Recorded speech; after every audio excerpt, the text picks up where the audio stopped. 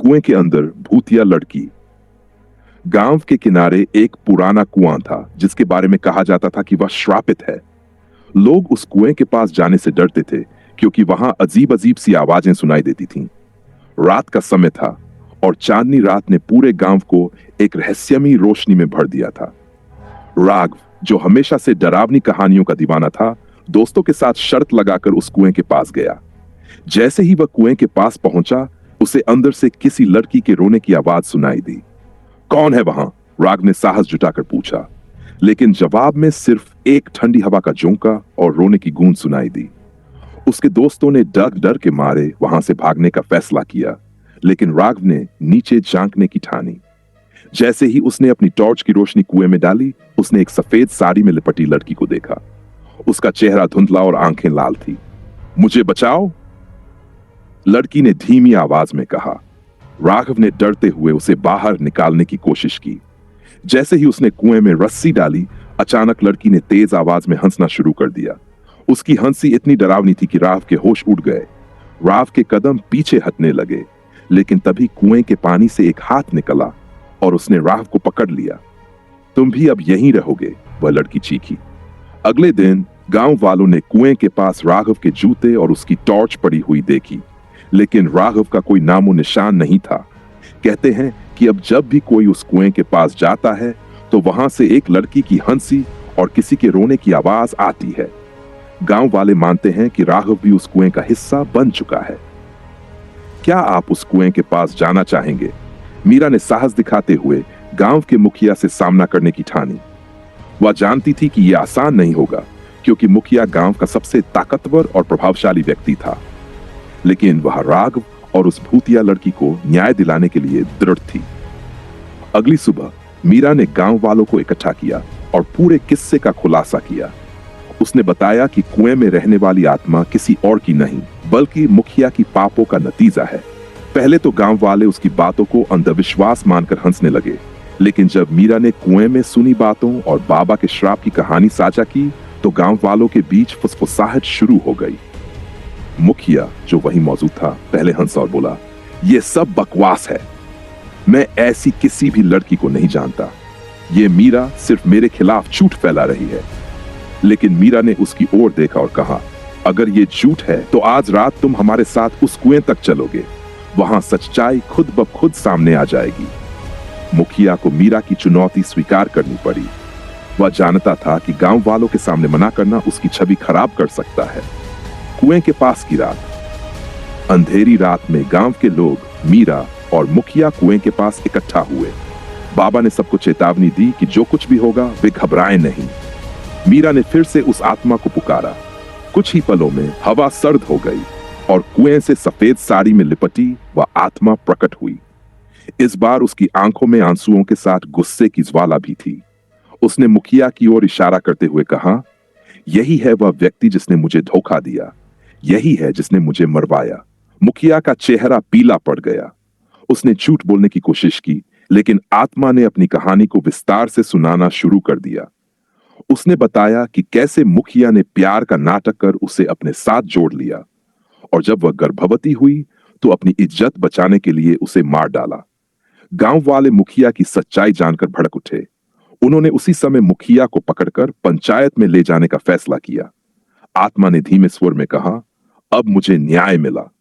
मैं इस श्रापित कुएं को छोड़कर जा रही हूं। अंतिम विदाई। मीरा ने आत्मा से पूछा, क्या तुम अब शांति से जा सकोगी?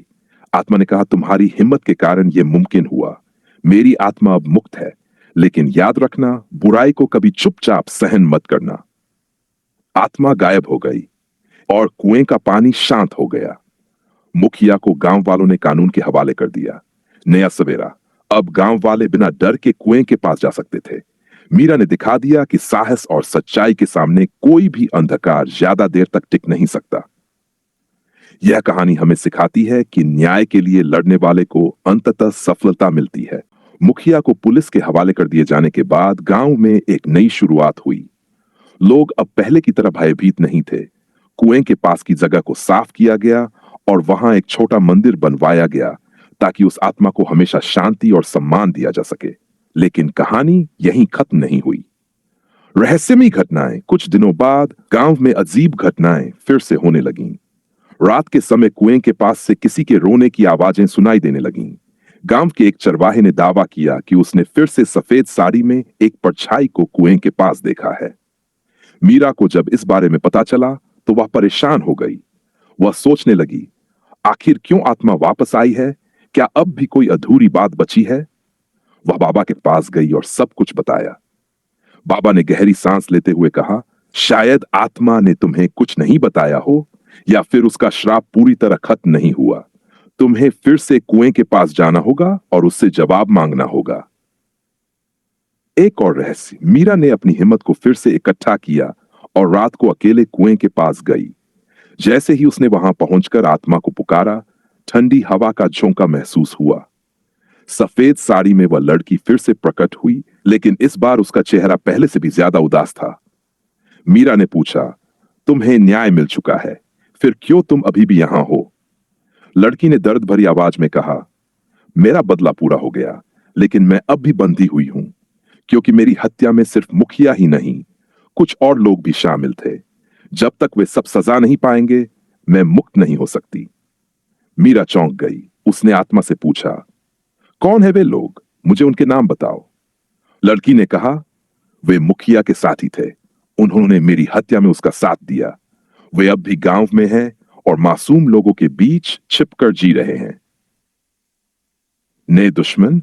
मीरा ने आत्मा से वादा किया कि वह उन लोगों का पता लगाएगी, लेकिन अब उसे यह समझ में आ गया था कि यह लड़ाई पहले से ज्यादा खतरनाक होगी। उन लोगों के पास मुखिया जितना ही प्रभाव और ताकत थी। अगले कुछ दिनों में मीरा ने अपनी खोज शुरू की। धीरे धीरे उसे पता चला कि गांव के दो प्रभावशाली लोग, महेश जो मुखिया का खास साथी था, और उसका भाई रघु जो गांव के धनिक वर्ग से था, इस अपराध में शामिल थे। सच्चाई का सामना। मीरा ने पंचायत बुलवाई और सबके सामने इन दोनों का नाम लिया। महेश और रघु पहले तो गुस्से से इनकार करने लगे, लेकिन जब मीरा ने सबूत पेश किए और बाबा ने भी अपनी बात रखी, तो उनका झूठ सामने आ गया। गांव वाले भड़क उठे और उन दोनों को भी कानून के हवाले कर दिया। अंतिम मुक्ति। जब यह सब खत्म हो गया, मीरा ने फिर से कुएं के पास जाकर आत्मा को पुकारा। इस बार आत्मा प्रकट हुई, लेकिन उसके चेहरे पर शांति का भाव था। उसने मीरा से कहा, अब मैं मुक्त हूं। तुम्हारा साहस और न्याय के प्रति विश्वास हमेशा याद रखा जाएगा। धन्यवाद। आत्मा ने धीरे धीरे आकाश में विलीन हो गई। कुएं से जुड़ा श्राप हमेशा के लिए खत्म हो गया। नई शुरुआत। गांव में अब शांति लौट आई थी। लोग मीरा की बहादुरी और सच्चाई के प्रति उसकी निष्ठा की सराहना करने लगे। कुएं के पास का मंदिर एक पवित्र स्थान बन गया और लोग वहां जाकर हमेशा सच्चाई और न्याय की प्रार्थना करते थे। यह कहानी हमें यह सिखाती है कि चाहे राह कितनी भी कठिन क्यों न हो, सच और न्याय की जीत हमेशा होती है।